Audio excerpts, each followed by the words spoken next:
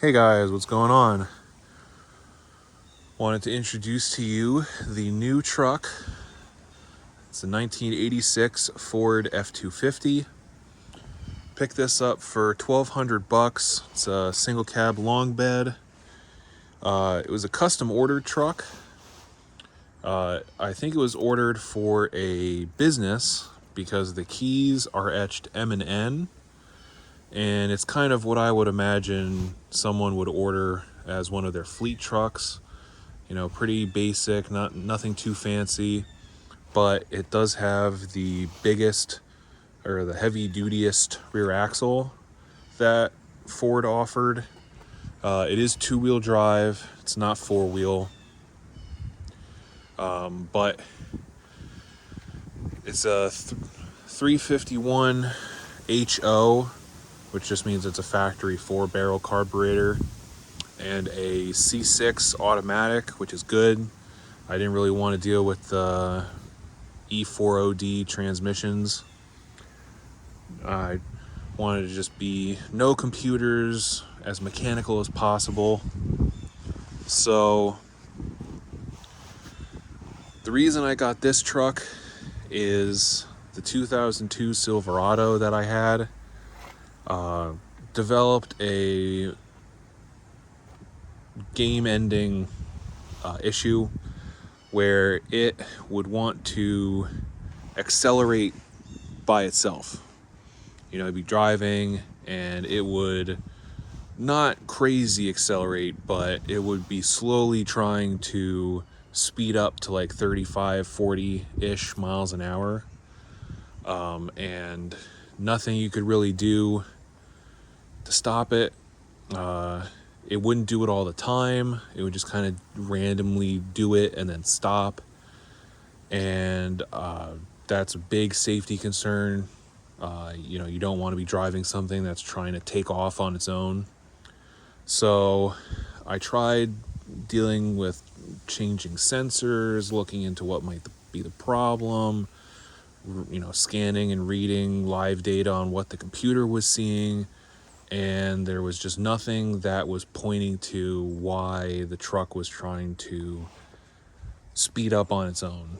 So at that point, with that issue combined with the high mileage on the engine, you know, it had almost 300,000, and the transmission being bad and needing to be rebuilt, I just decided to cut ties with it. I didn't want to deal with the computer issues. And went, you know, a few months with no truck, which sucked. So I started looking, and I knew that I wanted a long bed, and I knew I didn't want a crew cab long bed because that's just way too much, way too long of a truck. And didn't really care about an extended cab as long as it did not have rear doors, because after the Super Duty that I had, I said I would never own an extended cab with rear opening doors because of how much the doors rattle. So found this, picked it up for $1,200.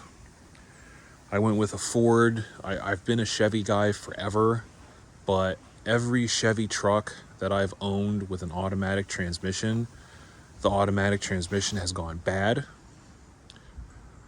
And I had one truck with a manual transmission. It was an 86 K20 that I had. And that truck, four-wheel drive with the manual, was such a nightmare to drive. It was such a pain in the butt that it kind of just turned me off of manual transmission trucks altogether. So went with a Ford, and I could have gone with an OBS or a brick nose, but I've always wanted one of these bullnose trucks. Out of the three, they are my favorite design. I like the front ends a lot, but mostly I really like the interior design, and really mainly the steering wheel. So yeah, very, very happy with this. Now, it had issues when I bought it. The fuel filler hose was rotten on it. We filled it with gas and it was letting fuel seep through the hose. That was a pain in the butt to change. If you guys have one of these trucks, I don't know about the rear tank, but with the midship front tank, when you buy the replacement fuel hose, it's going to be short. The reason for that is the brick nose and up, the fuel filler neck was longer than the bullnose trucks. And the aftermarket doesn't know that, so it thinks that all of these trucks have the longer filler neck. So I wound up having to buy a rear hose and then kind of cut and use a piece of exhaust hose and kind of make it.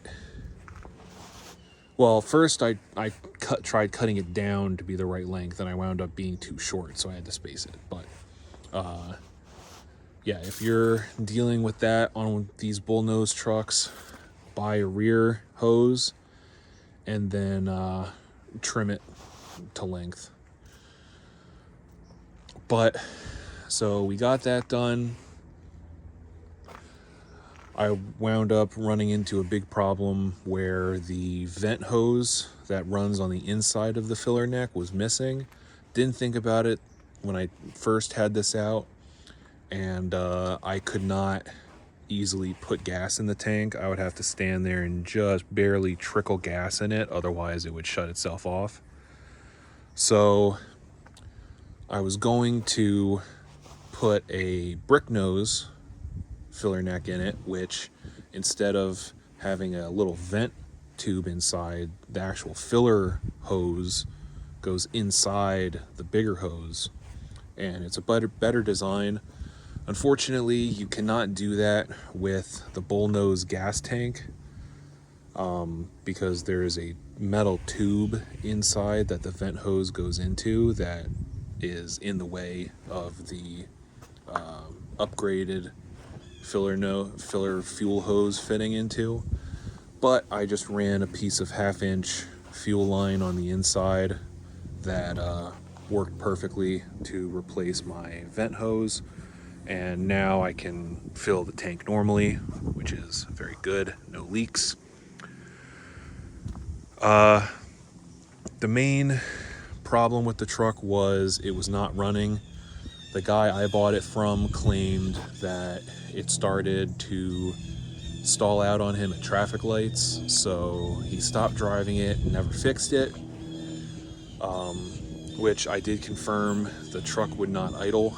So I went through and I tried to rebuild it, but these trucks had the 80s tamper-proof carburetors where the factory would set the idle mixture and then seal off the screws so you couldn't mess around with it.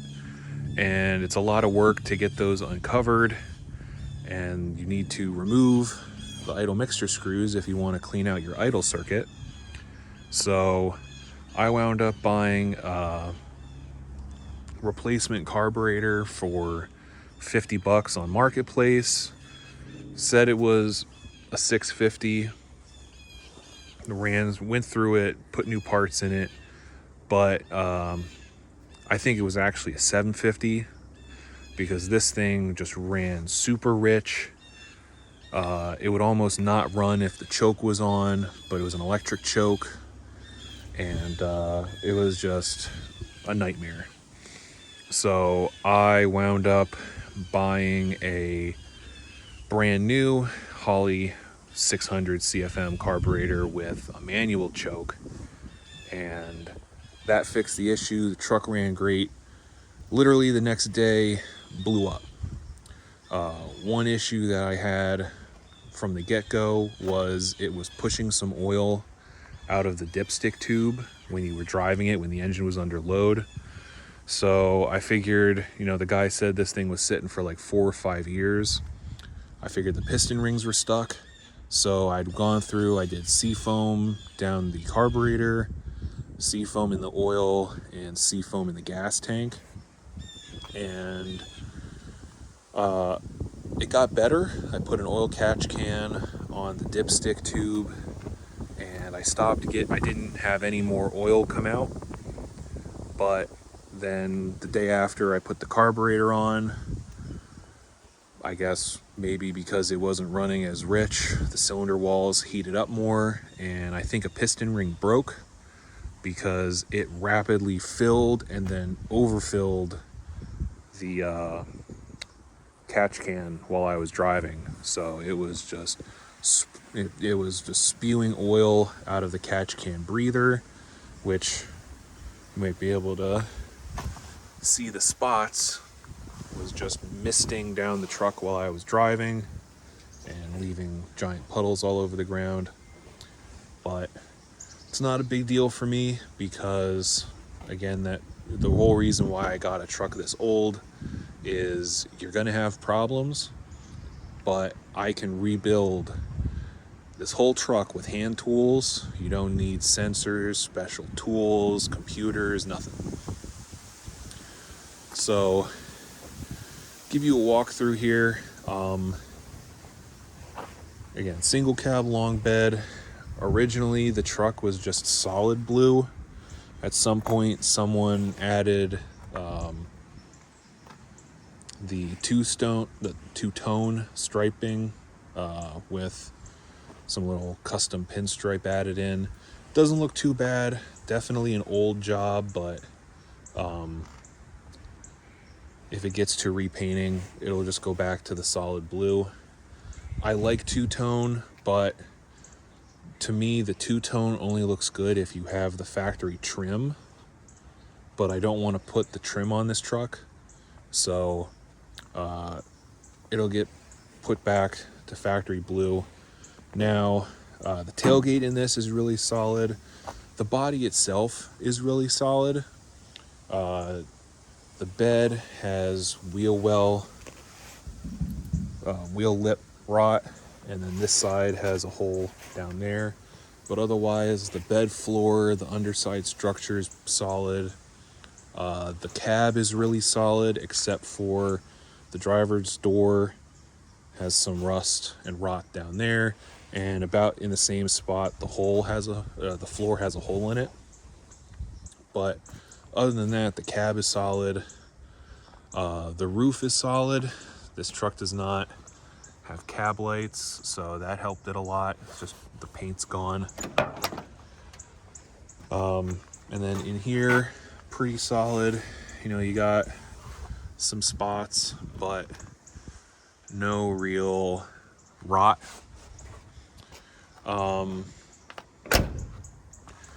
This had a bed liner in it. I don't think it was for this truck. I think someone added it because you could see someone has painted with some house paint black on the bottom and on the tailgate. And on the bed floor and up top, it had aluminum diamond plate bed caps. They thought you had to glue it down or something, and there is just silicone strips all over. So that is going to be so much fun to get back off, but what can you do? The bed liner, again, wasn't for this truck. It wasn't really fitting right, so it was just going to let water get underneath of it. So pulled it out. I am either going to do a bed liner in here or get a bed mat. But yeah, other than that, again, tailgate's good. I did get a Marty report for this truck, and it was actually custom ordered with the painted rear bumper, not a chrome rear bumper, so that's kind of interesting. Has a trailer hitch. It has two different trailer light wirings, trailer light plugs. Frame wise, the frame's pretty good. It does have a fair bit of scale, but that'll be solved in the springtime. This toolbox was in it when I got it. It's actually the nicest toolbox I've ever owned. Nice and big, good quality handles and locks. The tires on it are old, and they're each a different brand. The brakes worked okay, you have to pump them up. It looks like the master cylinder might have been replaced recently-ish, so I'm thinking maybe they didn't bleed the master cylinder right, but I'm sure this thing needs all new brakes, so that's on the list. Cab wise, it has these nice little rain gutter windows. Doors open and close really nice. Interior is pretty original. I did replace the door panels because the ones that were here were just cooked by the sun and brittle and falling apart. Same thing with the dash pad. It's all cracked up, but I just threw this $35 dash carpet mat on there from Amazon. Works fine for me. I didn't want to deal with paying $400 some for a black aftermarket dash pad from LMC because, one, it's a lot of money for something that's not really that big of a deal, but two, I did buy a dash pad for the 86 K20. That truck I rebuilt myself from the ground up, and the dash pad, the aftermarket one I bought from LMC for that truck, was a nightmare to deal with, didn't fit good, so instead of dealing with all that agita, just went with the dash carpet. Seat is a vinyl seat, factory. It is really good condition. It did have one split here, so I duct taped it shut and then just threw this cheapo, crappy Amazon seat cover on there. Center console I added, mainly for the cup holders, which unfortunately are the worst part of the console. They're a little too big and they're not really that shallow, so you put a coffee cup in there and it'll wobble around while you drive. Steering wheel's original. This was a blue leather wrap steering wheel, which was cool, but unfortunately the leather was worn off on the top, electrical taped, and was brown with disgusting grease and grime. So I just cut it off, and underneath is a brand new plastic steering wheel. So did a bunch of work in here. This truck was an add-on AC truck from the dealer. You can see there it has the AC position on the heater controls, and it was its own separate unit. So you put it on AC, it had its own blower motor, self-contained unit. I ripped it out because it was full of mouse nest, so that was gross. But luckily, since it was its own unit, it didn't affect the heat and defrost because that was its own factory Ford system. The radio I added off of eBay. It's an AM/FM radio. It works, but it is worn out. The radio reception goes in and out randomly, and day to day the tune position changes. You'll be on a station one day, and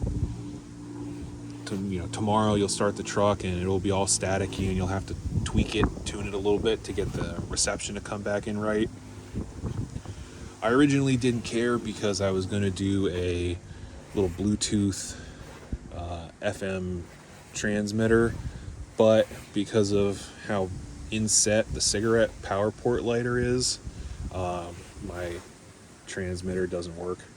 So I'll either have to come up with a different way or I may wind up splurging and buying a AM/FM cassette radio for it.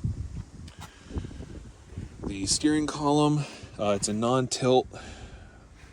I did change the ignition switch and the turn signal switch. The factory turn signal switch, turning right didn't turn on, didn't flash the blinker on the dashboard, and turning left you had to like wiggle it in this position to get it to start flashing. I replaced it with a new reproduction aftermarket unit and it didn't work for shit. Hazards worked, but now none of the turn signals did anything. So I wound up getting one from the 90s off of eBay. It was like new old stock from the 90s, an aftermarket one. And that actually worked great. So, you know, an ignition switch older than me, barely older than the truck, fixed the problem. But factory floor mat truck, the floor mat or the rubber mat is in good condition. So I had these WeatherTech style mats for the K20 that I took out because I didn't like them. Well, I cut them up and put them in there and works great. I put intermittent wipers in it, which on these, and I think also the brick noses, it's very easy to do. All you do is unplug your non-intermittent wiper switch, and you get from a intermittent wiper truck, you get the switch and the little intermittent module, which plugs in between the two, and you don't have to modify anything else. You just plug one end into your factory wiper plug, and then you put the intermittent switch in. So now you'll have low and high speed to the right like normal, and you'll have your delay to the left. And that worked perfect. The gauges I did take out. I replaced the backlight bulbs with LEDs. I did the same for the radio and the little indicator for headlights and wipers. And I used a little paint marker and repainted the needles. They didn't have like bright orange, so I went with like a reddish orange. It worked. It looks good in the daylight, but the needles aren't very easy to see at night, especially like the fuel gauge and everything. So I may wind up taking them back out and trying to repaint them a more brighter color. But other than that, I mean, the interior is really nice. You know, no headliner, no surround trim or anything, just a basic interior truck.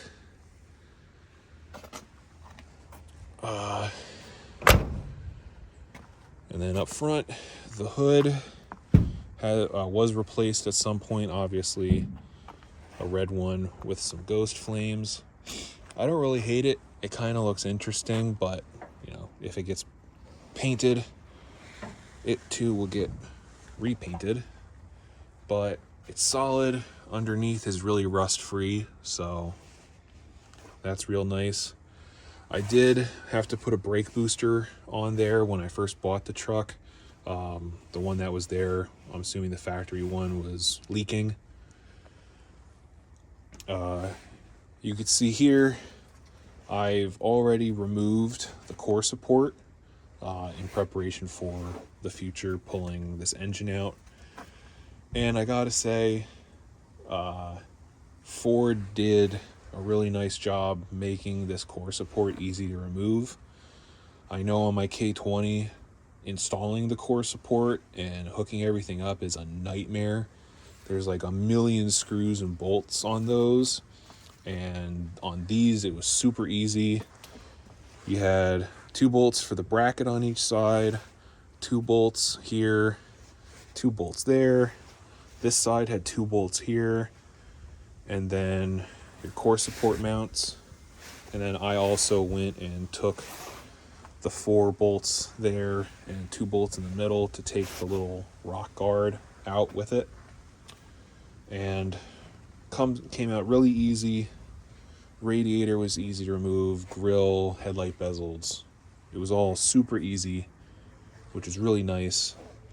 So you could see our 351 Windsor sitting in here. This I have because the unfortunate worst design Ford ever did was these bullnose trucks, and I'm sure the OBS and brick nose have the same problem, but they're fuel injected. So, but they set these engines so far back that the air cleaner is right under this, and water just leaks onto the air cleaner. Luckily, this one is pretty water resistant. It has some nice, it has two different valleys that the water can collect in and then run off the back and burn off before it gets to the point where the wing nut is. Problem on some of them is there's actually a little bowl for the wing nut, and then water will sit there and then just drip down the air cleaner stud and go into the carburetor, into the engine, and seize the engine. Now, I did replace that seal. It was destroyed, and I bought a new one off of LMC Truck, and should have known better, but LMC's cheap Chinese garbage that they sell, it leaks. So one thing you could do is put a bunch of RTV on the backside before you put the gasket on, but the factory one didn't have that, so didn't think you really needed to do it. But looking online, a lot of people say that they have much better results with actually getting garage door bottom weather strip and putting that on. So I'm probably going to do that, get rid of this LMC crap, and do some nice Home Depot DIYing. But yeah, got the engine stripped down in the front. Yeah, you can see it's nice, sludgy, slimy. From what I could tell, this is the original engine. This truck was actually sold on my birthday, and in 1986. And the engine, I'm gonna say with high likelihood that this is the original engine, but the sticker there says the build date on it is November 22nd of 1985. So, you know, right before it was sold, which makes sense. Build it, put it in, and ship it out. So, again, it's all original, bone stock, and it's just worn out, tired. I mean, this thing could have, it says 40-some thousand on the dash, but it's only 5 digits, so it's either 140-something or 240-something. Who knows? So, plan is we're going to get this out, clean it up, tear it apart, see what the piston rings and cylinder walls look like. If it is just a broken piston ring issue and I can just re-ring it, new bearings and all that, we'll go ahead with that. If not, we'll look into either having this engine rebuilt or going with a different power plant. If I'm going with a different power plant, I will either I'll try and get maybe a mid-90s 5.8, so that way it's the roller block, more horsepower, all that stuff, or maybe a 460, put a big block in here. That'll be fun. But, or who knows, diesel swap, Cummins swap, it's all up in the air. But for right now, it'll be get this out and see where we're at. If I build this one, I already have the plan laid out.